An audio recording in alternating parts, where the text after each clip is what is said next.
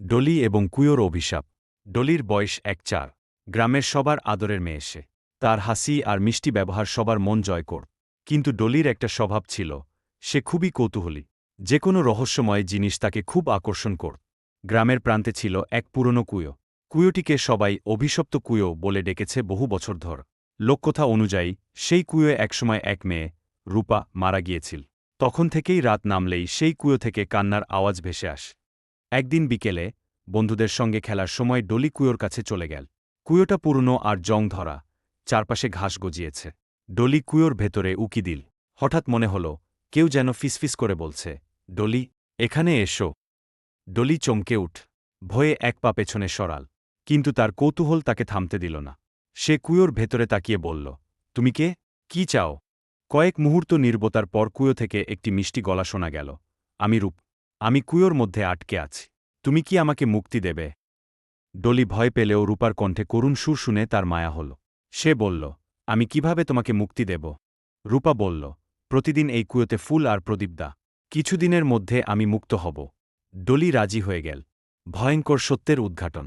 ডলি প্রতিদিন কুয়োর কাছে গিয়ে ফুল আর প্রদীপ দিয়ে আস। দিন দিন তার আচরণে পরিবর্তন আসতে শুরু কর। সে ঘুমাতে পারত না, খেতেও চাইত না। মাঝরাতে সে কুয়োর দিকে তাকিয়ে ফিসফিস করে কথা বল। এক রাতে ডলির মা তাকে অনুসরণ করলেন। দেখলেন, ডলি কুয়োর ধারে বসে কথা বলছে। কিন্তু সেখানে আর কেউ নেই, শুধু বাতাস বইছে। মা ভয় পেয়ে গেলেন। ডলির মা তাকে বারবার বলতেন, সেই কুয়োর ধারেকাছেও যাস না। সেখানে কিছু অশুভ শক্তি আছে। কিন্তু ডলি সেসব কথায় কান দেয়নি। তার মা এই পরিবর্তন লক্ষ্য করে তাকে জিজ্ঞেস করলেন, তুই ঠিক আছিস তো, মা? ডলি উত্তর দিত, রূপাকে মুক্ত করতে হবে। আমি ঠিক আছি। পরদিন গ্রামে এক মুরব্বিকে ডেকে আনা হল। মুরব্বি বললেন, রূপার আত্মা মুক্তি চায়, কিন্তু তার চাহিদা পূরণ করলে সে তোমার মেয়ের উপর সম্পূর্ণ অধিকার নিয়ে নেবে। এটা বন্ধ করতে হবে। অভিশাপের সমাপ্তি। মুরব্বি ডলির মা বাবাকে পরামর্শ দিলেন পূজার আয়োজন করতে। রাতের বেলায় কুয়োর চারপাশে প্রদীপ জ্বালিয়ে মন্ত্রপাঠ শুরু হল।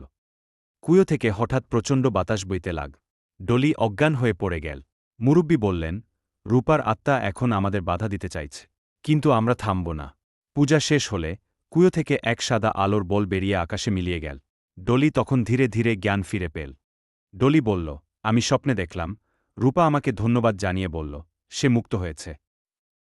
সেই রাতের পর থেকে আর কখনো কুয়ো থেকে কান্নার আওয়াজ শোনা যায়নি।